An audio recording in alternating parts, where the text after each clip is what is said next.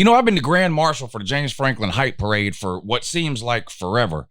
But I got to be honest, 2016 was a long time ago. The last time he won the Big Ten. I mean, it seems like forever ago now. And it's getting harder and harder every single year to keep propping this man up. Eventually, Penn State's got to get back to that point, at least winning the Big Ten. Could 2023 be that year? Or could Penn State even make the playoffs? In the playoffs? Yeah, in 2023. In today's video, I'm going to give you a preview of Penn State and then a game-by-game prediction for 2023. Let's go.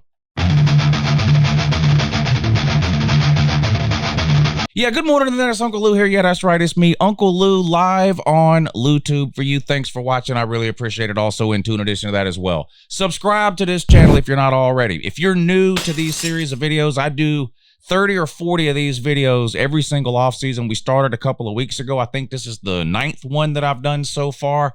I do one every couple of days from now till basically the start of the season. They're long videos. If you're only interested in the prediction, you can fast forward to the second half of the video. I take the first half of the video, we talk about the coaching staff and the roster, who they lost, who's coming back, any potential weaknesses, things like that. Then I'll put the schedule up on the screen and I go through it game by game. I don't just predict a record for these teams. I try to tell you which teams I think they're going to beat and which teams I think they're going to lose to. I don't expect everybody to agree with me on these predictions, but I at least try to explain to you why I think a team might be beating or losing to a certain team. Big shout out here before we get started, my man Hunter PSU over on the Uncle Lou Patreon page. Every day when I sit down to get ready to do these videos, I head over to the Patreon page. I have a post over there about these prediction videos, and everybody on the Patreon page is leaving comments about which teams it is they want me to do a prediction for, and that's where I get the teams from each and every day. If I make it through that list on Patreon, then I'll start taking suggestions from the comment section here on YouTube or just other teams that I want to do that I haven't had a chance to do yet. But Hunter, big shout out to you, buddy. I really appreciate you helping to support the channel over on the Patreon page. Can't tell you how much that means to me. If y'all want to check the Patreon page out, there's a link in the description of this video that'll take you there. All right, here we go. Penn State 2023. Let's wrap up last year for Penn State. 11-2. Now, that's a good season. They finished in the top 10. You know, they won a Rose Bowl, which is a New Year's Six game. So, by all accounts, this was a good year for Penn State. The problem with Penn State is they're having too many of these types of years without ever taking another step forward outside of 2016, right? They went 11-2, but you already know who their two losses were to, right? Ohio State and Michigan.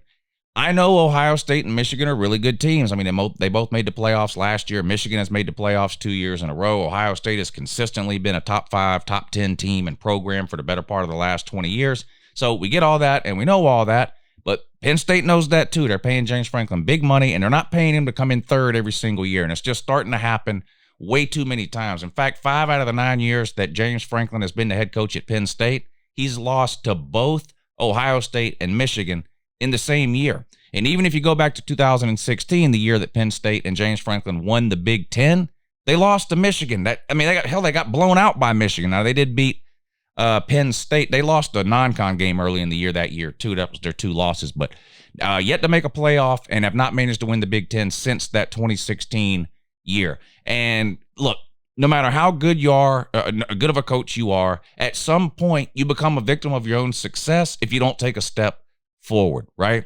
If you win 6 games in a row, 5 years in a row, eventually 6 wins ain't enough.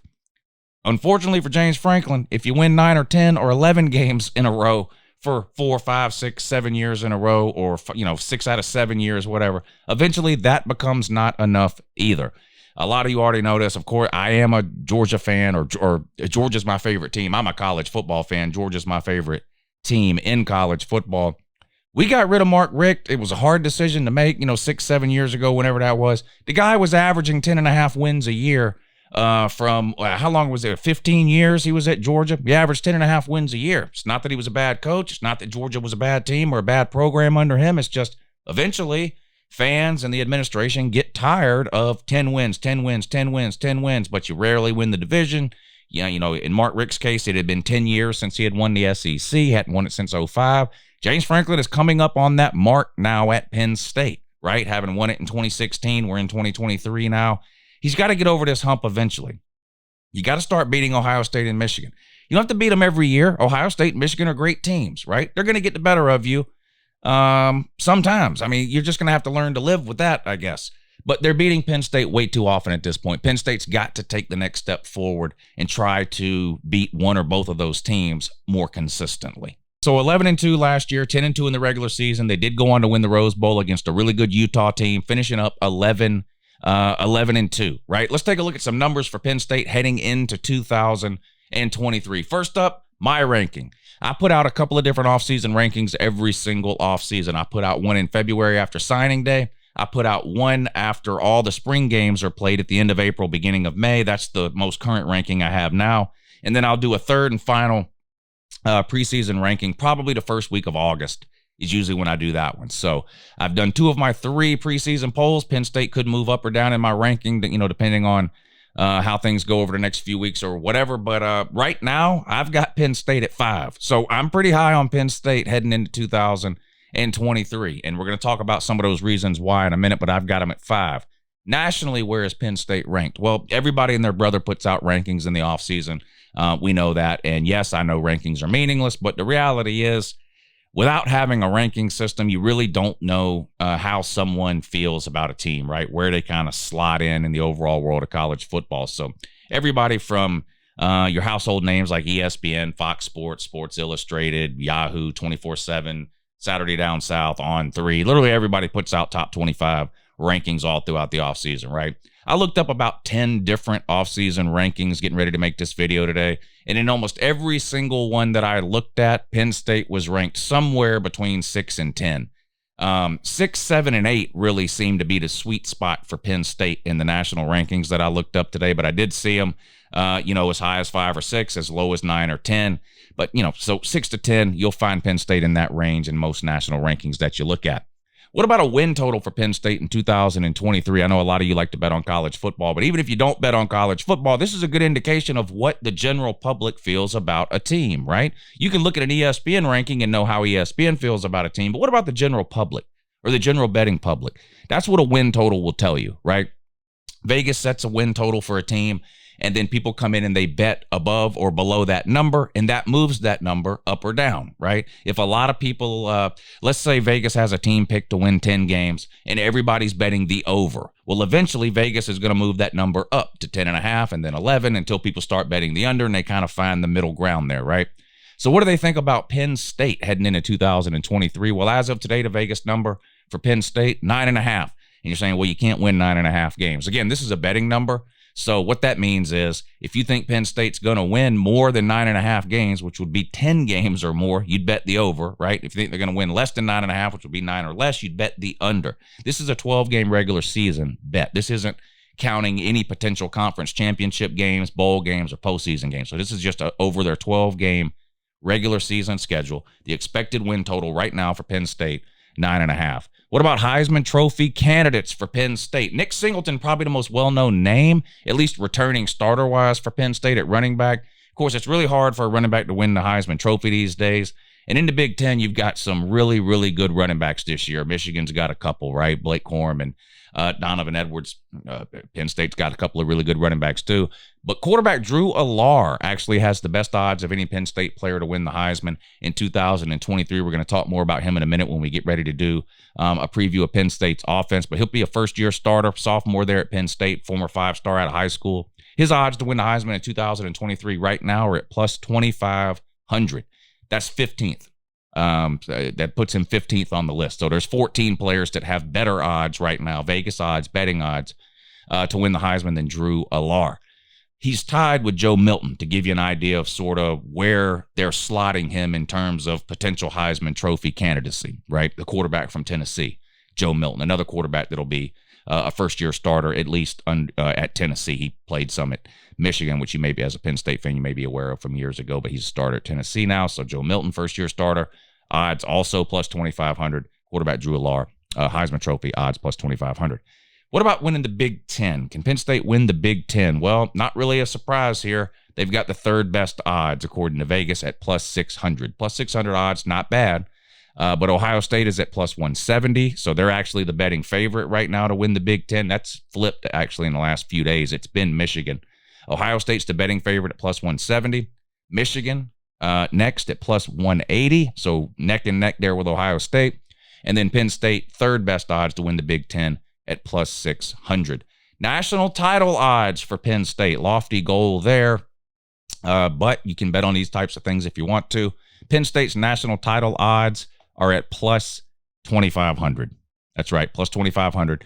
That puts them 10th, though. So only 9 teams in the country with better odds to win a national title than the Penn State Nittany Lions. One spot ahead of Penn State, 9th best odds, would be Texas. One spot behind Penn State, 11th best odds to win the national title, would be Notre Dame. So, again, this doesn't mean anything really other than the bet. This is what the betting public feels about these teams. So the betting public has Penn State slotted around the same spot they have Texas and Notre Dame in terms of national title odds. Talk about Penn State's roster. We'll start with the offense, and then we'll do the defense. Head coach James Franklin, of course, back in charge at Penn State. They do bring in a new wide receivers coach, which is going to be interesting to see how that works out. They've had some issues at wide receiver. Penn State has, at least in my opinion, both in terms of recruiting, production, depth, no real big breakout playmaking type guys at the wide receiver position. I know a lot of that.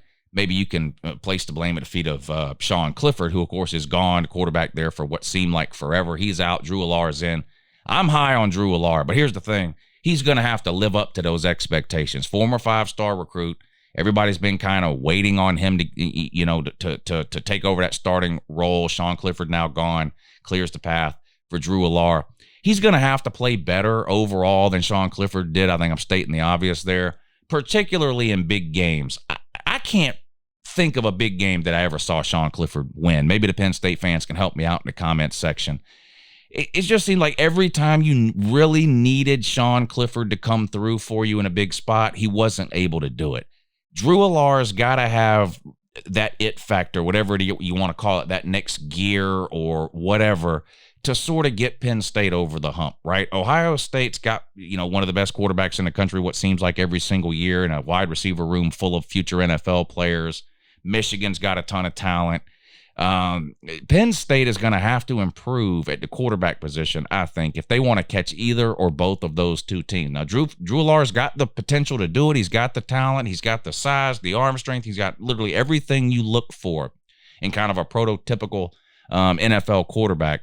But it's time now for him to show that he can do it on the field. There's no more waiting. The Drew Allar era starts now, basically, and he's going to have to play big if Penn State wants to get where they want to go. Now, what's great for Drew Allar is having those two running backs right back in the backfield behind him to hand the ball off to. Of course, Nick Singleton gets a lot of the praise. That's the one people tend to talk more about. But Allen, is it Kation or whatever, Catrion, whatever the guy's name. These people, these names these days. I can't pronounce these names. We just call him Allen. That's his last name. But the two of them combined for almost 2,000 yards last year, over 1,900 yards, 22 touchdowns, I believe it was. One of the best running back tandems in the country. And I know the Michigan man is jumping out of his seat right now. Look, Donovan Edwards and Blake Corum are the best 1-2 running back combo in the country, period. We all get that. That doesn't mean that there aren't other teams out there that have two really good running backs, and Penn State's on that list. How far behind Michigan is Penn State in terms of running back duos? I don't know. It's not that far, though. And the offensive line is going to help these two running backs, too. You get a lot back at the offensive line, including, what was the guy's name? The left tackle, Fashanu, I think his name. He could have been drafted, a high draft pick. He chose to come back. That's great news. Penn State's actually got 6 offensive linemen returning this year that have at least 5 career starts. So a veteran offensive line, an experienced offensive line, and getting Fashanu back at left tackle is huge, especially, Drew Allar, first-time starting quarterback, protecting the blind side, that kind of thing. I think Penn State's going to have one of the best offensive lines in the Big Ten. Again, wide receiver is going to be the issue. You have the guy that had a really good game in the Rose Bowl. Again, he's one of these people whose names you can't pronounce. Keandre Lambert, or he's got 3 names. Keandre Lambert Smith, I believe, is his name. He had like a 90-yard touchdown pass in the Rose Bowl. So he came on at the end of the year. But outside of that, I'm just – and look, again, every time I do one of these videos, fans of that particular team show up in the comment section and go, well, this guy don't know about this guy, or this guy don't know about that guy. That's the point. You don't have a wide receiver on your team that anybody can name. That's kind of the point. Now, I'm high on Penn State, so don't get in here with the hater shit, and this guy just hates Penn State or whatever the case is. You've had issues at wide receiver. You could tell me I'm wrong or whatever, but then you get humiliated every year by Ohio State and Michigan, so it is what it is. What I'm telling you is you got to get better at the wide receiver position. I do like that guy. A big play, like I said, in the Rose Bowl last year.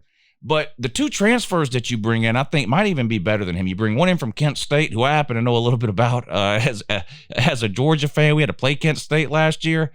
They had a legitimate offense. Georgia's defense is no joke, and Kent State gave Georgia all they could handle offensively. They had a hell of an offense, and that receiver was one of the reasons why. He's at Penn State now, and you brought in another transfer from Florida State, too. They're probably going to start. I mean, those are probably going to be your three starting wide receivers, those two transfers, and then that Keandre Lambert-Smith that I talked about from the Rose Bowl. But whether it's a group effort or one of these guys having a breakout year or whatever the case, Penn State's got to find more production, explosive productions, a guy you can count on, like go-to guy at the wide receiver position. Well, we'll see if they can do it, because I think everything else offensively is set up for massive success for Penn State, particularly the offensive line, the running backs. I'm high on Drew Allar, although I will admit, when you've never seen a guy start, there's always a little bit of hesitation, right? There's always a little bit of doubt in the back of your mind, like, maybe he's not going to be as good as we think. We'll see. I happen to think Drew Allar is going to be fine, especially in comparison to Sean Clifford, right? It's not like Drew Allar doesn't have to come out and be C.J. Stroud from last year, right? What he does need to do is be better than Sean Clifford, like I mentioned, particularly in big games. But I think Penn State's offense is going to be pretty good. All right, let's move on to the defensive side of the ball. Year 2 under defensive coordinator Manny Diaz. That's right. Miami had to sit at home last year and watch Middle Tennessee State score 100 points on them, while Manny Diaz led Penn State to one of the best defenses in the Big Ten. In the Big Ten, that's a really good defenses. Of course, Michigan's got a good defense. Iowa has a good defense every single year. Illinois actually had a top 5 defense last year under, is it Brett Bielema that's there now? So a lot of good defenses in the Big Ten, but if you go and you look at the standings, Penn State at or near the top in a lot of the Big Ten defensive standings last year, and I think they're going to have another really good defense in 2023. Like I said, year 2 in the system for all those guys now under Manny Diaz. Let's start with the outside linebacker. Is it Abdul Carter? Might be the best outside linebacker in the Big Ten. Now, again, every Michigan fan that's watching is going to name their guy. Ohio State's going to name their guy. And I get all that, but I'm just telling you as an outside idiot here that doesn't have a dog in a fight when it comes to the Big Ten, I'd take Abdul Carter on my team anytime. He's back. Curtis Jacobs on the other side. These guys had a ton of sacks last year. Abdul Carter had 10.5 tackles for loss. He was a freshman last year, this kid. He's going to be unbelievable this year. He might be he might be the best defensive player in the Big Ten by the time this season is over. Fans of other teams can cry if they want to. I don't know. Caleb King at cornerback led the Big Ten in passes defended last year with 21. Johnny Dixon on the other side, a veteran guy that's been there forever. Defensive line, though, for Penn State. This surprised me when I looked it up. Now, I watched the Penn State-Michigan game last year, which we'll talk a little bit more about when we get to the schedule portion of the video here in just a second, the prediction portion. How in the world has Penn State allowed their defensive line to become so small? Who watched the Colorado spring game? I'm a football degenerate. I watched it. It was a clown show from start to finish. But particularly the defensive line. I watched that Colorado game and I went, these look like 8th graders. Did you know that half of Penn State's defensive linemen weigh less than 275 pounds? Less. One of them weighs 230 something. He's a starter. Look, I know high school football is different from state to state, and Pennsylvania's got some good high school football. I don't think there's a defensive tackle in the entire state of Georgia in high school who weighs 235. I don't think that. I don't think they exist down here. You got to do something about that. If you don't beef up that defensive line, Michigan's going to do the same thing to you this year they did to you last year, which is run for 1 million friggin' yards. Michigan ran through you like shit through a tin horn. And now this has got to be one of the reasons why. You've got to do something about that defensive line. I like the linebackers outside and inside, and I think the secondary is going to be a strong point. But my God, if you trot a bunch of 250-pound defensive tackles out on the field, Michigan's going to bend you over for the second year in a row with that running game. All right, let's put the schedule up on the screen. We're going to go through it game by game, and Uncle Lou's going to give you a winner and a loser for every single week. All right, there it is, Penn State's schedule. Couple of non-con games to start the season off, right? Another non-con game after a bye week. Boy, that's an epic failure. This is an epic fail of scheduling a bye week there. So just some things that jump out at me about the schedule here before we go through it game by game. They've got the one Power 5 non-con opponent, so you like to see that. I don't mind a team playing Delaware or UMass if they have another Power 5 opponent on the schedule. I know that's a kind of a big point of contention right now in the world of college football. How many conference games do you have versus, how many non-con Power 5 games do you have to accompany that conference schedule or whatever? The Big Ten, of course, plays 9 conference games. That leaves room for 3 non-con games. As long as they're playing one Power 5 team, I think this is, there's nothing at all wrong with Penn State's scheduling there, right? The other thing that jumps out at me here is this bye week, like I mentioned.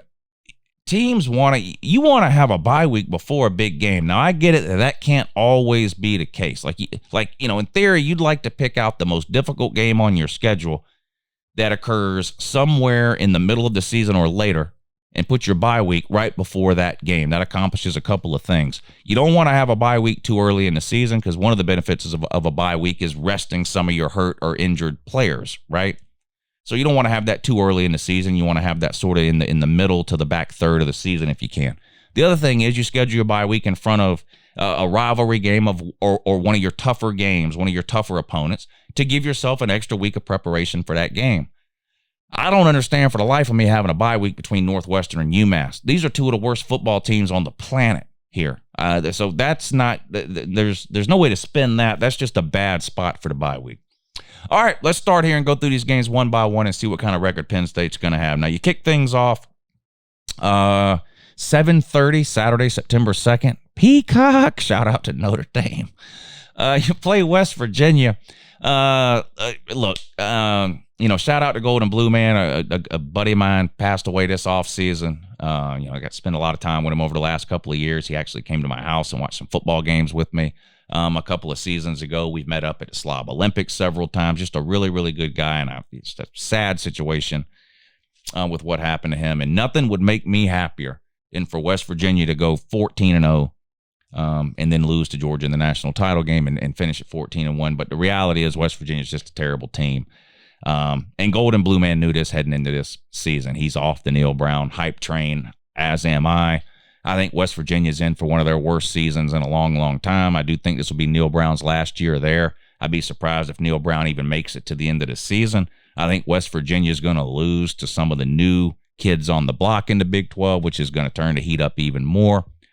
Penn State should roll in this Week 1 game against West Virginia. Yeah, it's a Power 5 opponent. But with Drew Allar, a new quarterback coming in, making his first start, as a Penn State fan, you never want to play cupcakes. And I hate to use that term to describe West Virginia, but that's, in my opinion, kind of what they're going to be in 2023. When you have a new sort of unproven quarterback, that's not the worst year in the world to start out with somebody like a West Virginia. And then even Week 2, of course, Delaware. 2 easy wins out of the gate here, in my opinion, for Penn State. They're 2-0. Now, here's where things get tricky because at Illinois and home against Iowa, these are 2 of the better defenses in the Big Ten. Now, Iowa doesn't have it's not even that Iowa's offense is bad, it doesn't exist. Iowa's a lost cause offensively. Nepotism has killed them from the inside out. I don't know how many times I have to bang this drum. College coaches ain't got no business hiring their kinfolk. There's no place for that in big-time college football. And now Iowa finds themselves in a situation where they've got a head coach that's been there for 100 years in Kirk Ferentz, who has been allowed to make his own decisions to the point where he went out and hired his son as offensive coordinator, which has done nothing but produce one of the worst offenses we've seen in the last 20 years in college football. and you're in a position where you got to ask Kirk Ferentz to fire his son. Well, of course, he didn't fire his son. He kept him, brought him back. They reworked his contract or something with all these stipulations about how many points he's got to score. It's just a mess there. But they've got a legitimate defense. And Illinois was one of the surprise teams, not just of the Big Ten, but of the Power Five last year. They were ranked as high as 15 or 16 at one point in the season. And I think they could be good again this year, especially defensively. This is a tricky spot here for Penn State and Drew Allar because they're going to have to play well offensively in both of these games if they want to win. No, Iowa can't score a ton of points, but they love to force turnovers. They're ball hawks in the secondary. They're really, really good at creating turnovers. And you get in that situation there, Iowa game's at home, but still, Drew Allar, a couple of turnovers. This is still early in the season. This is only going to be his third and then fourth start of his career. Both of these games are dangerous for Penn State. Penn State is way better than both of these teams, and Penn State should beat both of these teams. But these are dangerous games because of the defense that's played at both Illinois and Iowa, and Drew Allar being a first-year starter. This is only going to be his third or fourth start. With that being said, I think you go on the road. I think you win close at Illinois. I think this is going to be a great game, an underrated game, a game that nobody is talking about. I think this is going to be a great game, week 3, Penn State at Illinois. I think you win a close one. I didn't think you come back home, and I actually think you end up handling Iowa fairly easily. I'm not very high on Iowa this year. I'm actually higher on Illinois. You're 4-0. On the road at Northwestern, they're absolutely horrible. They're just a terrible team. Shout out to Pat Fitzgerald. I know he played there, and then he was there, and now he's the coach there. Great. And you can keep them for the next 100 years if you want to, continue to win 10 games once every 7 or 8 years. But they were horrendous last year. I don't expect a whole lot of improvement. Should be a win. Takes you into your bye week at 5-0. Come out of your bye week, play UMass. I'm going to reiterate, this is piss poor placement of the bye week here. There is no upside to having your bye week between Northwestern and UMass. None. You should have moved UMass up a week. I know that. Look. You don't get to hand pick your bye week every single year. I get that. So it sounds like I'm coming down hard on Penn State or something, but man, they got to lobby the Big Ten harder. They got to do something. They should not. Penn State should not have sat back and allowed this to happen. The UMass game should be the week before, and then your bye week should be before you go on the road at Ohio State, but it's not. Anyway, come out of your bye week, you play UMass, you'll destroy them, no problem. And then comes almost a make-or-break type of game. There's 2 make-or-break games, of course, the Ohio State and the Michigan game, which comes up 3 or 4 weeks down the road. On the road at Ohio State. This was actually a good game last year. Now, the score was a little bit the score didn't really tell the story. This was a one-possession game. Penn State had the ball late in the game. Turnover. Ohio State picks it up. Defense runs it in for a touchdown, and so it made it made the game look worse than it was. Penn State was in this game for the majority of the game, really up until that last defensive touchdown from Ohio State in the last couple of minutes of the game. Obviously tricky, difficult to have to play them on the road there. They're going to have a brand new quarterback. Is it going to be Brown or McCord? Not sure. They got a wide receiver room full of NFL wide receivers, though, led by Emeka Egbuka and Marvin Harrison. Travion Henderson at running back. They got to get a little tougher along the lines of scrimmage. Now, Ohio State man don't like to hear that, but I'm going to tell you something. Michigan has lined up and shoved it down their throat the last 2 years in a row. And if I'm Penn State, that's what I'm doing in this game. And I'm either beating them doing that, or I'm losing doing that. As much as I've harped on Penn State about their quarterback situation and Sean Clifford not winning big games and how excited I am to see Drew Allar with that offense and can they finally open it up, I'm not sure if that's the recipe for Penn State beating Ohio State. Michigan, like I said, has lined up and ran it down their throat the last couple of years. Michigan's ran for almost 600 yards in the last 2 years against Ohio State. And with the offensive line that Penn State has and those 2 running backs, that might be the best plan of attack against Ohio State. That does a couple of things, right? It beats Ohio State up, which, they're soft. They are. They're just a soft team and a soft program. It trickles down from Ryan Day. It is what it is. Ryan Day spends half his time crying and the other half of his time playing pitch and catch with his NFL quarterbacks and wide receivers. Not nearly enough time toughening his team up, and that shows the last few years. Anyway, let's get off of Ohio State. If I'm Penn State, I'm lining up and I'm running the ball. I'm beating Ohio State up. What else does that do? keeps Ohio State's offense off the field. It keeps whoever the quarterback is and all those NFL wide receivers on the bench and off the field. It speeds the game up or slows the game down, depending on how you look at it. But it shortens the game is what I'm saying. I think that might be the recipe for Penn State. And you know what? I think if they do that, they can win the game. I think Penn State goes on the road to Columbus, pulls a huge upset and beats Ohio State. You're undefeated halfway through the season, a little over halfway through the season. The Ohio State man is irate right now. You drooling mad, ain't you, Ohio State man? Tell Uncle Lou about it. All right, come back home to celebrate with a win over Indiana, another team that is just in bad shape. On the road at Maryland. This is a potential trap game right here. I like to try to identify a trap game or two on every team's schedule. For whatever reason, people seem to have a hard time understanding really what a trap game is, or at least it seems like that to me. A trap game is a team that, or a game that you should win by all accounts, except for when it falls on the schedule. That's what makes it a trap game, right? So you have this huge win at Ohio State. You come back home to your home crowd. You're really celebrating that Ohio State win while you're beating Indiana. Then you got to go on the road to a Maryland team that's probably not going to have a very good record, although I do think they're going to be a decent team, especially offensively. And it's right before the Michigan game. To me, that makes this Maryland game a trap game. This is in my opinion, this might be your third toughest game of the year just because where it falls on your schedule. With that being said, I think you beat Maryland and remain undefeated. I've got Penn State ranked 5 in my preseason ranking for a reason. I'm a believer. You come back home, you play Michigan, and guess what? You lose. I think Michigan beats you. Look, I'm sorry. You're going to have to be happy this year with beating one of these two. Like I said, 5 of the 9 years Franklin's been there, he's lost to both of them. So at least beating Ohio State is going to be an improvement. I don't think you're beating Michigan. Michigan brings back almost everybody off of a playoff team from last year. They've got an experienced quarterback. They've got one of, if not the best offensive lines in college football. If there's anybody in the country who's got 2 running backs better than Penn State's 2, it's Michigan's. And unlike Ohio State, they've got a legitimate defense as well. It might seem a little backwards. I've got you winning on the road at Ohio State and then beating Michigan at home. Reason being, I just think Ohio State and Michigan are 2 teams heading in opposite directions. I truly feel that way. Not that Ohio State is falling off a cliff. Ohio State's going to be a top 5, top 10 team again. I don't think Ohio State's going to be bad. I think Ohio State's going to be good. It's going to be a huge win when you get it. And it's not going to be embarrassing to lose to Michigan, other than the fact that it's yet another loss to Michigan. But Michigan handled you last year. That was an embarrassing game to watch. If you're a Penn State fan, you had to be mad as hell watching that game. Everything that I said Michigan did to Ohio State, they did that to you last year as well. I don't know what happened in that game because I know for a fact Penn State's got a legitimate defense. It didn't show up against Michigan last year. It's going to have to show up this year if you want to have any chance of proving Uncle Lou wrong. But I think Michigan beats you. That's your first loss.